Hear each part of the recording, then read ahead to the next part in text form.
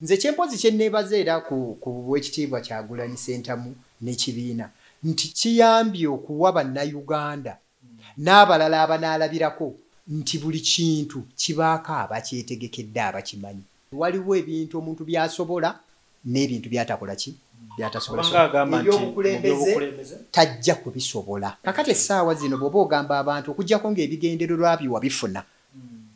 Ne bw'oba ng'ogamba nti oyagala kutwala buyinza, you can't afford to embarrass, humiliate bakulembeze banno mu mbeera eyo eyaggalale mbuyagala mu politics waliwo we tuzanyira ku ggalale ne ate waliwo ebintu ebyetaagisa okukwata n'obwegendereza. Era ekyo kitegeezezza ensi ekibiina nga National Unity Platform n'abakulembeze baakyo bakyalina olutalo lunene nnyo mu kuyiga butya bw'ofulumya ekyo kyolaba nti kituufu naye okifulumizza otya. Essaawa zino akaseera ke tulimu ak'ebyobufuzi olaba nti buli omu ataddemu namba 3 motoka ezitandise okukola ki okudduka. Kitegeeza nti tosobola kukkiriza kuluuzinga muzannyi yenna at this time. Era si gwe mulundi ogusoose okusalawo bibaddewo nnyo byandika emabega eyo bwe twalina ekizibu ky'essente ezo ezasooka mwabiraba n'asalawo buli omu namwadvisinga but autocratically n'asalawo nga nti nze nkoze eki nsazeewo. Bukoto South ate graph yange yalinnya nnyo eri mu 80.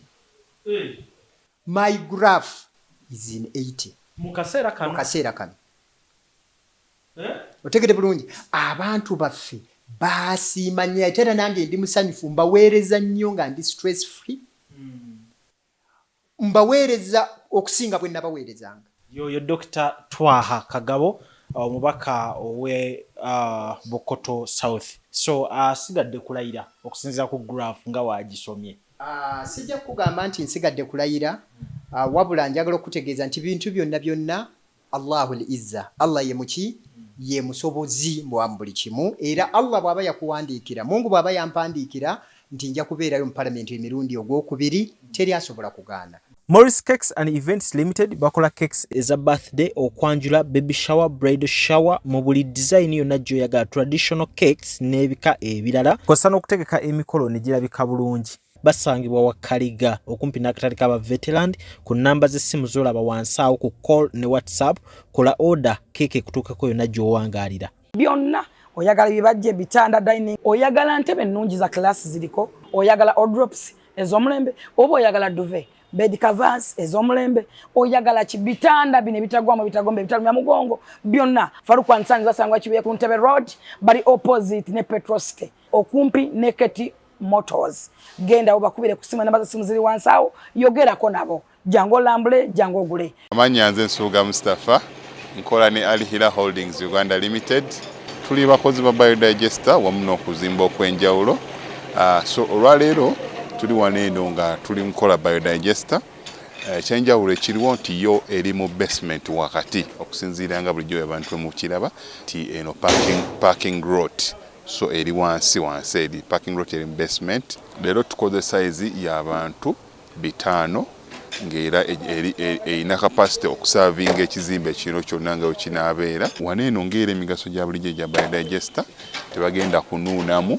Atwetaaze ku namba z'essimu 07017669992 ne MTN 0789224230. Enamba ezo zonna kweziri ku WhatsApp. Munnayuganda omulimi n'omulunzi atunda ebikozesebwa mu kulima n'okulunda buno obubaka bubwo anti bannaffe aba Afro Canada Business Initiative wamu ne Global Events Canada bakuteereddewo omwoleso ogutuumiddwa Agri Business Canada International Expo 2024 awo ku Queensburg Convention Center okuva ng'ennaku z'omwezi 10 okutuuka nga 11 August 2024. Mugenda kubamu okwolesa ebikwata ku bulimi n'omulunzi eby'enjawulo, emisomo egy'enjawulo, okuyigiriza okukozesa ebyuma bikalimagezi mu kulima n'okulunda, engeri y'okugaziyaamu akataleko emitala w'amayanja wamu n'engeri y'okufuna zi international loans. Okwewandiisa n'okumanya ebisingawo genda ku website yaabwe eya www.afrocanada.net oba bakubire ku ssimu ezo. Nze lujja omulungi atulaba okwetoola ensi yonna, njagala okwebaza okuba ndi mulaba program zaffe ez'enjawulo. Wenjogerera ndi ne Honorable ate era nga Dr. Twaha Kagabo muna MK movement yali owa ekibiina kya NOP. So achali tebirina ngeri gye bibuzaabuzamuko. Abatulaba Dr. Kagabo Twaha, omubaka wa Bukoto South, omubaka wa National Unity Platform, omuwaka awagira ekisinde oba ekkuŋŋaanyizo y'abakulembeze n'abo bonna abaagaliza Uganda ebirungi erya Patriotic League of Uganda. Byanjawulo nnyo ebyo nno abantu bamaze ebbanga nga nkibategeeza naye kibalema okutegeera. Ekibiina ky'ebyobufuzi kiba kyanjawulo nnyo ku mugendo oba ku kisinde. Kyova olaba nti bwe twali tujja mu 2019 ababaka bangi ab'NRM, ba Mwami Mbwatekama, Bawushabe, abalala abaava mu DP bangi, bifudisi bonna bakkiririza mu kigambo kya people power, ekisinde kye twalina ekya people power. So abantu baffe abatulaba eyo mwenna nkimanyi bulungi nti nga wakakiwulira kikutakula amatu, naye ddamu otegeere nti njawulo nnene wakati ky'ekibiina ekiri registered eky'ebyobufuzi ne civic engagement oba ekisinde ekya ebyobufuzi nga bwe ndi mu Patriotic League of Uganda kati. Mu bwangu weetabadde mu mikolo gy'ekibiina ng'olwaba okulabikirayo? Emikolo gy'ekibiina sisobola kugyetabamu olw'ensonga nti nafuna endowooza eyange nga bwe ndabamu nze ebintu ne mbategeeza ng'ekibiina nti enkola gye tukolamu ebintu eyinza obutatutuusa ku nsi ensuubizi ne bannayuganda bonna be twasuubiza. Naye bwe nakola ekyo okugeza natibategeeza ne mbaga nti bwe tuba tutambula olugendo tulina okuwengana ekitiibwa n'omuntu ow'owansi eyatulonda tumuwe ekitiibwa ebirowoozo bye, ate tugezeeko okulaba nti newankubadde twayiga engabi ne tukwata kamyu, akamyu tuleke kalya buli fenna bano tubagambe nti munnaye bye twali engabi gye twagala tetwagifuna. Bebo bafuutu soja abaali balina ebizibu byabwe bingi nnyo. Ensonga endala nga nti no naye nga tukola omulimu guno nankubadde tulinamu kye tuyita nti tulabisa, naye ate tulina okuwa ekitiibwa abantu abali ku sayidi eri nga bakozi b'oyo gwe tuyita omulabe. Ekikugeza nti bw'abanga sipiika waali mu paalamenti tuyina omuwa ekitiibwa nga mukulembeze, ow'ekitiibwa Nabbanja nga prime minister tuyina omuwa ekitiibwa. Bwe tuba tulina munnaffe afiiriddwa nga batuyise ku mikolo tugenze okuziika, tuyina okuwa ekitiibwa bonna abakkala ez'enjawulo aba bakoze ki. Naye okijjukira bulungi nti enfunda eziwera nti tugenze ate twagadde okugoba ku bantu abalala abaziisi. Tugenze ow'ekitiibwa Nabbanja ojjukira we yali ayaniriza ow'ekitiibwa Ssentamu Kyagulanyi ku mukolo ogumu ayimiridde ne bulungi nnyo okumuwa ekitiibwa oluusi ekitamusaana, naye n'agamba nti amukubye ekiki ekimooni. Kakati gwe bw'otawa abakulembeze balala bitiibwa ani anaabikuwa? Kati nze Dokita nga sisobola kuyimirira mabega w'abantu bwe batyo. Then ekirala ne nga nti no bwe tuba tutambula buli lwe mubeera ababiri wateekwa okubaawo akola ensobi. Ensobi ezo kyova olaba nti ffe mu busawo tuziguredinga. Waliwo n'emisango gyonna gibeera graded mu makooti nti akasango katono ka wakati kanene, eyo ensobi ntonotono eri condonable oba eno eri grievous y'amaanyi nnyo tekola ki. Kakati naye n'ensobi ezo oyina okumakinga sure ozoogerera wa ddi lw'ozoogerako tojja kwogera ku buli kintu kimu, buli kintu kyonna n'okibuukira. Ozoogera n'abaani era mu kifo ki era mu ddoboozi ki? Ebyo byonna bintu bikulu. Nimbaga nti engeri gye twogera ku bintu tukomentinga ku bintu naye ate bituddira bituyiikira. Kitegeeza honorable ideology y'ekibiina kyo ekubagana ne kyolowooza ne kyendowooza nga kyendaba kyekyo nenga nti wano sijja kusobola kutambula. Ekyo kankuwe press ne point nti bw'onaabeera nga okutte omwana omuvubuka afunisizza omwana olubuto ku kyalo ne badda mu lujja abataata booli omuwala bazze bagamba nti omuwala mutabani wa mafunisizza omwana wali mu lujja mujja gamba olubuto mu lwegaane, naye bw'onaayingira mu kisenge n'omutabani wo n'omubuuza nti omuwala omumanyi, ajja kuga nti maama omuwala mumanyi era olubuto luki lwange. Kitegeeza musobole okukola ku nsonga ezo munda clandestine. Naye bw'onaabeera nga gwe maama gwe mmaze okubuulira nti olubuto lwa gundi olwo lwange n'ofubutuka emisinde ekyalo kyonna nga bw'okitegeeza, gwe Ssemaka Kanyankole omupakasi afunisizza mukyala w'olubuto ofubutuse mu nju ogenda olinga enkoko gye basaziziko omutwe otegeeza ab'ekyalo bonna nga maama Musisi bwafunye olubuto mu kanyankole muba temusobola kugenda maaso. Honorable kino leta naddala kifaananyi kiriwo kati. Yes. Ekya Honorable Mpuuga. Nange kyantuukako engeri ebintu gye babikolamu kwegamba ne kitulaga nti baali babulamu first of all okutambula n'abantu ba revolutionists ne basobola okubuulira omuntu revolutionist ate awangula atuuka aliberating abantu okubatuusa mu nsi ensuubize gy'ogamba bintu bingi byatuulako. Okutuulako kitegeeza nti byaleka ne biyita mu March omupiira nga musamba omupiira coach ayina bye yeeresa. Mulimu okulabisa. Anti okulabisa anti wuliriza okulabisa tukukkiriza era ye yensobi ekolebwa mu opposition yaffe. Okulabisa kuli okay. Bw'ogenda ku masomero ng'ogenze mu district ng'eyange eya Lwengo eyina mpya amasomero tegannabeerawo.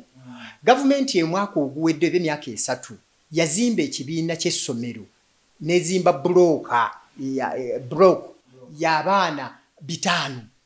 Essaawa zino tukimanyi bulungi olwassa upsurge UCE bonna basome abaana bakola ki beeyongera.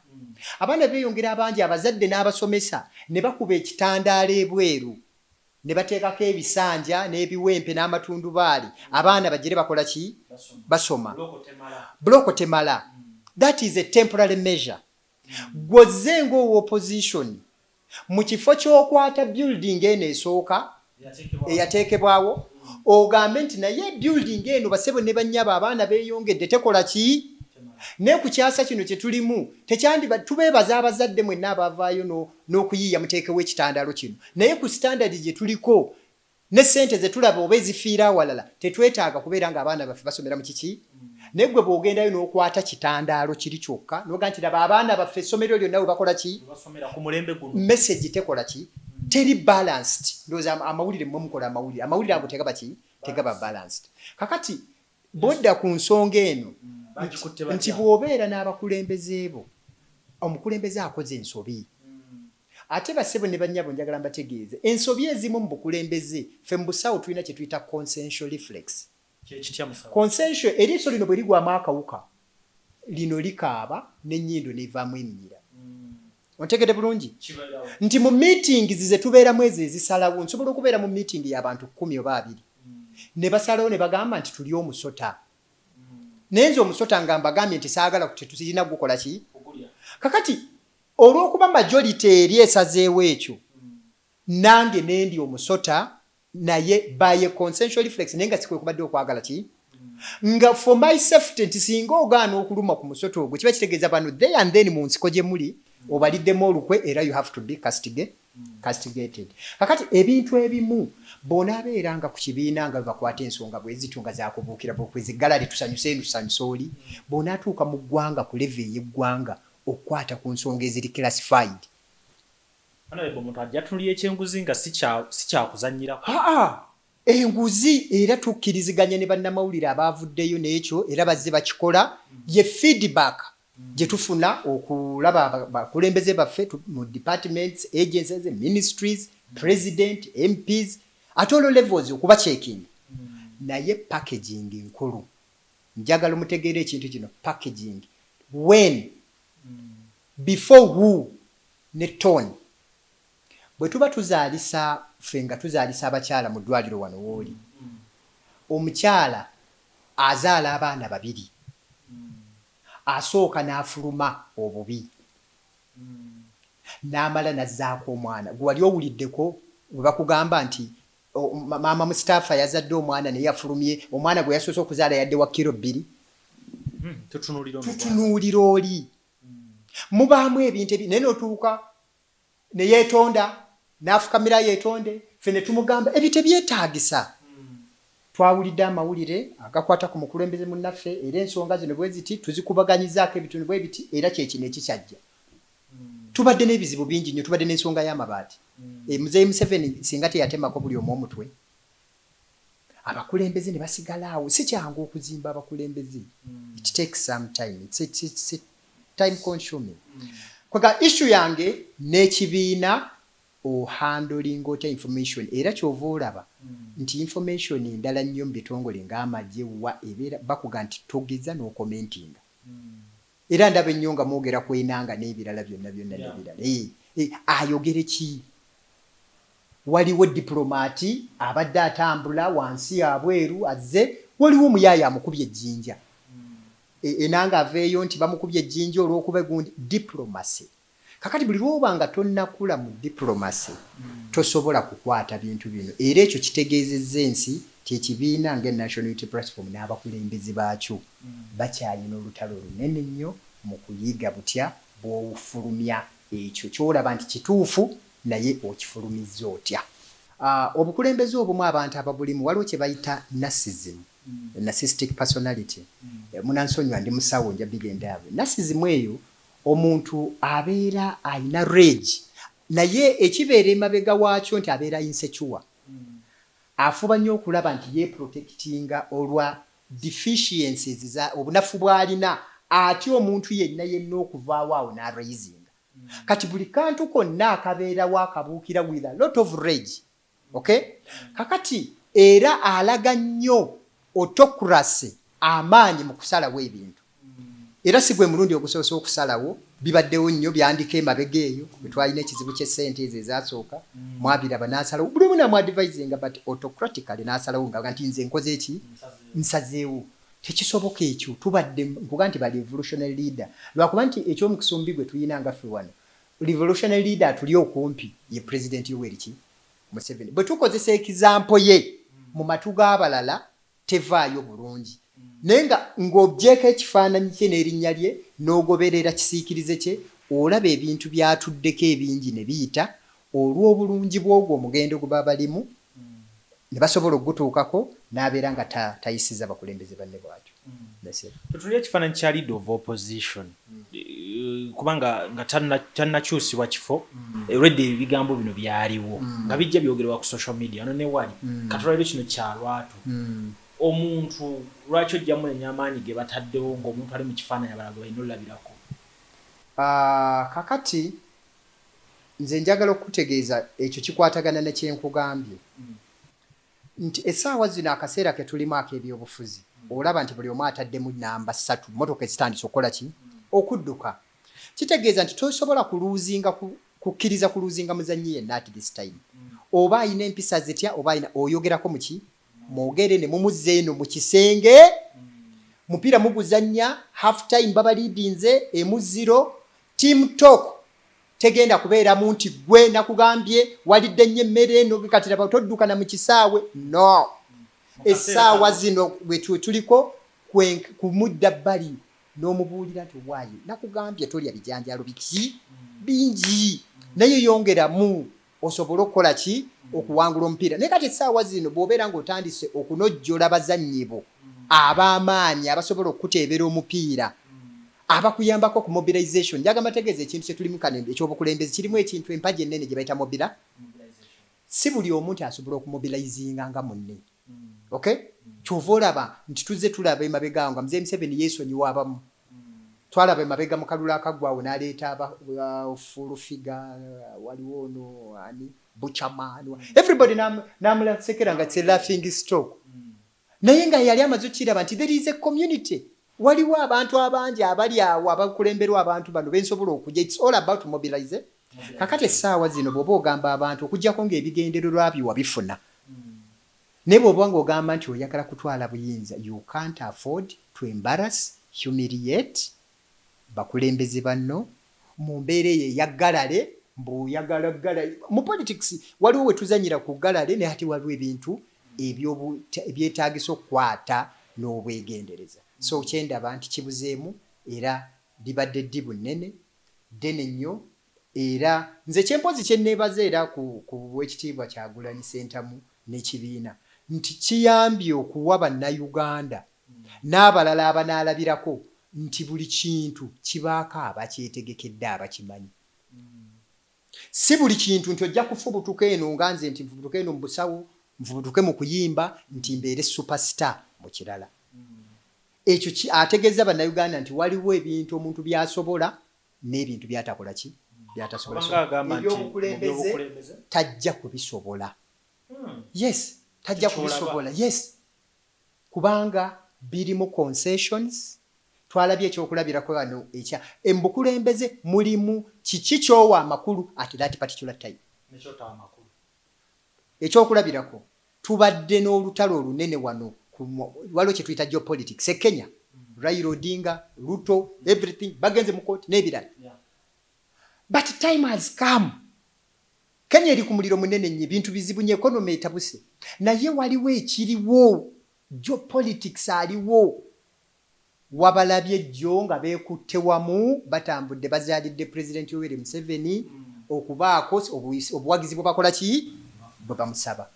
So where is that maturity gogisuubira mu bantu ng'abo bw'oba olemereddwa okuhandolinga ebintu by'omu kisenge kati onajja otyo okole ku nsonga ez'owabweru? You can't. Everybody ajja kuba akuddukako, n'olwekyo kitalo nnyo abaafiira mu struggle. It's very bad. Yeah, it's very bad. Sorry, inna lillahi wa inna ilaihi raji'un. Tibiriyo ebyo. You can't. Buli musirikale wo ng'omunojjola olw'obuntu obutaliimu. Tosobola. Uteekwa ekibiina kyonna kye bayita ekibiina oba ettiimu. Managing si bye bino bye mulaba wano ng'abantu basamba omupiira. You manage personalities. Ono gwe nnyina katwewungo, ono anyiiga mangu, ono atambula mpola, ono ayanguwa, ono wakukola bw'ati, until when you deliver ekikopo n'okiwangula. Olumwamu lwakuba nti akwogerako ku mikolo egy'enjawulo. Anziba ate anjogera ate ezo ndabiseeki. Nze Dr. Kagabo surgeon consultant onde ndabiseeki. Ati wayogera ku muntu agwa? No, tekiriyo. Nze tunulira we muzze wano. I've been running this hospital for the last 15 years. Okitegedde bulungi ondabiseeki. I made my politics. Njagala mbategeeza anti era bwe buzibu obwo bwe balina ebintu byonna bw'oba obikola you have to have a pilot study n'omanya bibeeramu okusoma. There is a science and art of these things. You cannot only base on the art nti I have the magnet esika abantu bwe banajja obakola otya. Fine, you have that magnet esisa abantu bazze bakutuuseeko. What next? The challenge is ahead of you. Abantu bano okubaako ky'obagamba ekyamakulu andi bawuliriza. Olwaleero they can be credulous ne babiwuliriza. But what happens tomorrow bw'obagambye nti enkuba egenda kutonnya n'etatonnya enkya? What happens? Ebintu by'obagamba bibagattako. Middle class, the elite by'obagamba abagamba nti tojja kusobola luli. Essaawa zino balabye nti omwana ono twamugaya naye ekintu akitwala oba balaba nga tosobola. Ntegera bulungi. So nze talina byandabisa. Nze bwanjogerako wera ndi good, that's good. Ate omuntu buli bakwogerako the better because kitegeeza nti maybe you are a substance.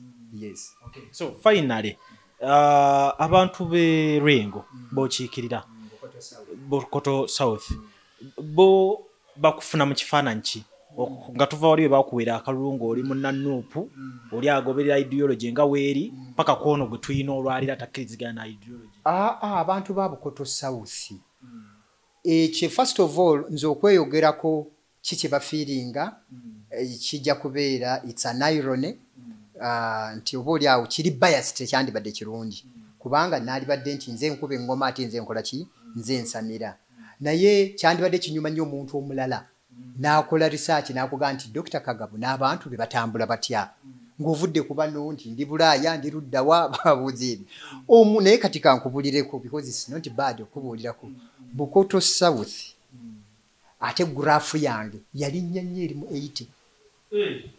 My graph is in 80 mu kaseera kano otegede bulungi abantu baffe basiima nnyo ate era nange ndi musanyufu mbaweereza nnyo nga ndi stress free mbaweereza okusinga bwe nabaweerezanga okiwulidde kubanga ndyoke ebintu mbifuna bye mbatwalira bye beetaaga emmwanyi bazifuna ebijimusa babifuna enguudo tuzikolako amasomero tugayamba buli kimu kye tusobola okuyamba otegedde bulungi mu mbeera eri possible nange mwennyini ndabika bulungi era nnyirira kubanga siri mu kukola kintu kitwanisa conscience yange otegedde bulungi nzikiriziganya nti nteekwa okukkiriza nti gavumenti wano erina kyekoze ate wano eremereddwa. Yoyo Dr. Twaha Kagabo omubaka owe Bukoto South. So sigadde kulayira okusinziira ku graph nga wagisomye. Sijja kugamba nti nsigadde kulayira, wabula njagala okutegeeza nti bintu byonna Allahul Izza, Allah ye muki, ye musobozi mu buli kimu, era Allah bw'aba yakuwandiikira, Mungu bw'aba yampandiikira nti nja kubeerayo mu palamenti emirundi ogwokubiri, teri asobola kugaana. Allah bw'aba teyampandiikira ekyo, nja kugenda mu maaso nga musabe ekyo okusinziira n'abantu kye baagala, tusabe Allah akikkirize era kibeere inshallah. Kale tugenda kuba nga tumwerekereza, tufunye akaseera ako kennyini kamala bumazi okuba nti abaako kyayogera ku nsonga nga weetambula naye nga tulidda. Inshallah bonaaba olina obudde twogere ku ngeri gy'okulaakulanyiza ekifo kino. Eddwaliro ly'amaanyi nnyo n'ebirala byonna byakola sides eyo e Bukoto South nga tutunuulira 2026. Nze Lujja mbeebaza okuba nti mutugoberedde. Amannya nze Nsuuga Mustafa, nkola ne Alihira Holdings Uganda Limited. Tuli bakozi ba biodigester wamu n'okuzimba okw'enjawulo. So olwaleero tuli wano eno nga tuli nkola biodigester. Ekyenjawulo ekiriwo nti yo eri mu basement wakati, okusinziira nga bulijjo abantu mu kiraba nti eno parking lot. So eri wansi eri parking lot eri mu basement. Leero tukoze size y'abantu 5 ng'era erina capacity okusavinga ekizimbe kino kyonna nga wekinaabeera. Wano eno ng'era emigaso gya bulijjo gya biodigester tebagenda kunuunamu.